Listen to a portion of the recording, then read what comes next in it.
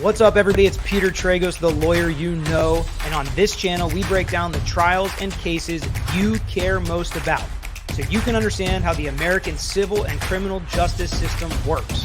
And we try to make sure you understand what your rights are in every situation, which is why we try to walk you through the entire legal process while also answering your insightful questions along the way.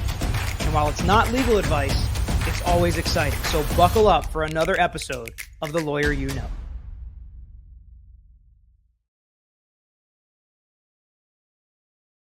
What's up, everybody? And welcome back into another episode here. And this one's a little bit different, right? It's a premiere. It's not live, so I'm not going to be answering your questions live, but I will be answering your questions in the comments later. And we may do future videos on this case if you guys are interested in it. But this Andrew Tate character that was arrested in Romania has opened up a very interesting legal story with interesting legal questions that we have been talking about on this channel for a long time.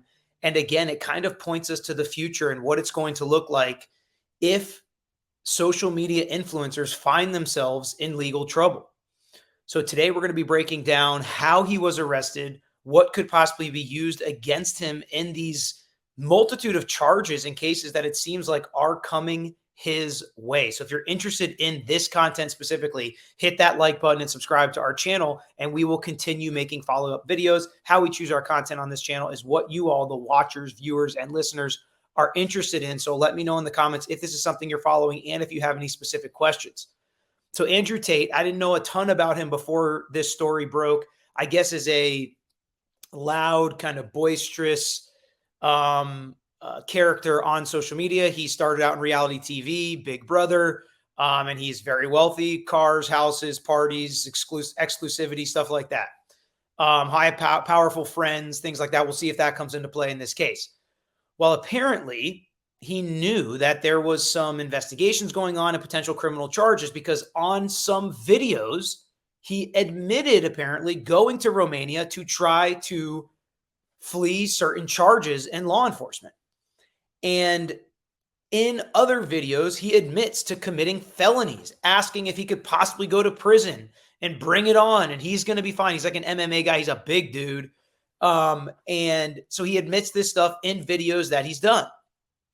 Failure. I walked in there and said, listen, I've committed multiple felonies. Am I going to go to jail? Well, probably. Well, then see ya. Well, I went to law school, and it says on page... We don't care about the law. It says on page 48 of the Geek Bible that... Well, putting your life out there opens you up to a lot of public information that is easily accessible to law enforcement and other people. So it turns out if he was running from the law in Romania, he made a mistake. And that mistake was arguing with a teenager online who is also a social media personality, Greta Thunberg. I can't remember her name. She's on Twitter as like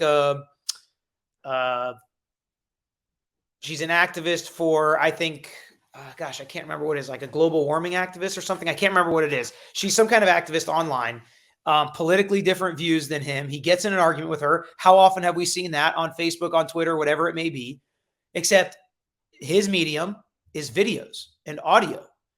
And so to respond or to say something to her, to do something to her, he creates a video to continue this online fight with her. And here's the thing. We can all look at it now and say, oh, how dumb was this? I can't believe he did this. This is what got him caught. She won. This was an expensive video for him to create. But in reality, we see people doing this all the time, and not just doing it, but profiting off of it, building their platform, building their following, people going in for them, either hate watching them or loving them so much and getting in their corner. And this is also why I always say, be careful putting all your trust in a man or woman or in a person that you do not know and riding hard for them online or in your life or arguing with your friends and family about any individual person, whether it's a social media influencer, a celebrity, a politician, whatever it may be. Do not align yourself with them. This is not legal advice, but do not align yourself with them so much so that when something like this happens, oof, it's a hit to your character, right? You make your own decisions. That's a side note. That has nothing to do with the law. But he gets in this online fight with her, as so many people do, ill-advised, especially with a teenager when you're a grown man. However, regardless of what their views are, That doesn't matter. The point is, he gets in this fight with her, and they couldn't come and arrest him because they couldn't confirm where he was, whether or not he was even in Romania. Well, it turns out that this video and this snapshot from that video, where you can see this pizza company with the phone number, obviously delivered it to his house. This is apparently how law enforcement found out where Andrew Tate was. They go to his house and they arrest him. And they arrest him for some pretty serious sex crimes, rape, sex trafficking. And it may have to do, and we don't have the actual charges and the factual basis for those charges yet, but it may have to do with some things he's already admitted on video. This video that he put out there in his argument with Greta, public. Law enforcement can use it. They can find him with this video. Nothing private about it. They didn't step on any of his rights. Number two, the videos where he talks about, apparently, bringing women back to his room, pretending like they're his girlfriend, or wooing them to come back to the room, do things on webcams or whatever it may be, profit off of that under certain websites. All of that is public. So if it's illegal wherever he was doing it, they have his own statements, his own words. We've talked about in other cases, whether it's a police interrogation, whether it's a text message, whether it's an email, whether it's a phone call, a recorded conversation, your own words are the best way to sink you, because when a jury hears you say something from your own mouth when you're on trial, that is the best evidence. That's not somebody else testifying against you. That's not some video that could be twisted by a lawyer, an eloquent lawyer making an argument as to why this means something that may be a little different than it sounds like. When it's your words that can be used against you, that's how you get sunk. And he has, and all these social media influencers and people that are always online, they have said so many words publicly that can be used against them. I had a friend who, someone we really respected, said some things that were stupid, came back to hit him hard. It was recorded. He was out there on social media. He was, making videos and giving speeches and things like that. And we said, it really sucks. We hope he learns from it. It wasn't nowhere near this level, obviously, nothing criminal. But my buddy was like, listen, when you've had a microphone in your face for 20 years and everybody recording everything you said, eventually you're going to say something stupid that people disagree with. And while that may be true, you shouldn't be saying anything that's illegal. You shouldn't be admitting to any crimes. You shouldn't be furthering any crimes, especially in a certain way like Andrew Tate did, where it was almost baiting law enforcement, baiting people to come after him, baiting people to stop him, see if they could stop him. Juries do not like that. I don't care if they have the same exact political ideology, religious ideology, racial ideology, whatever it may be with the person that's sitting in the defendant's chair, right? Because we've seen every gender, race, religion, creed sitting in the defendant's chair. And the same mix of diversity, hopefully, on the jury. It does not matter. No matter how similar they are to you, if you hear them saying certain things in certain ways, you say, they're nothing like me. I don't care if they look like me. I don't care if they say they believe what I believe. We all saw Darrell Brooks bring the Bible to court every day and read it. And many of you were like, that's a joke. That's actually sacrilegious. Those of us that believe in what the Bible says thought it was even worse that he did things like that. And a lot of times people judge people like them even harder, especially if they say and do certain things that are really off-putting.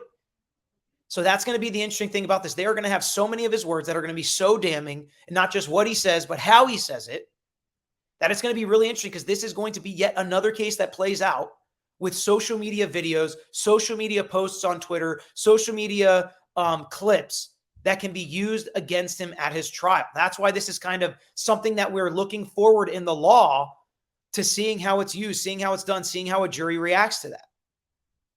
Apparently, he's very famous and very well known. I must be living under a rock. I did not really know who he was. But apparently, he's very, very well known. And a lot of people love or hate him, or love to hate him. And he gets caught by the very thing that made him famous. And this is the danger of social media. The way you post, what you post, how you post, the fights, the gregarious personalities, the come get me type of thing, like the atmosphere of a lot of these posts are interesting too, right? The cigar and the robe that he's wearing and the pizza box. It's kind of like, it's a vibe, it's a vibe he's trying to put on there. And that exact vibe is what got him pinched. So it's really interesting. And I really want to know if you guys care about this case or if you just think this is a headline not worth talking about and this is something that's just going to kind of go away. We're not going to hear much about. Let me know in the comments. Don't be shy. Appreciate everybody joining me here. This is really interesting to me. So let me know what you think about it. Hit that like button on the way out. Make sure you subscribe to our page if you haven't already. Thanks for being with us.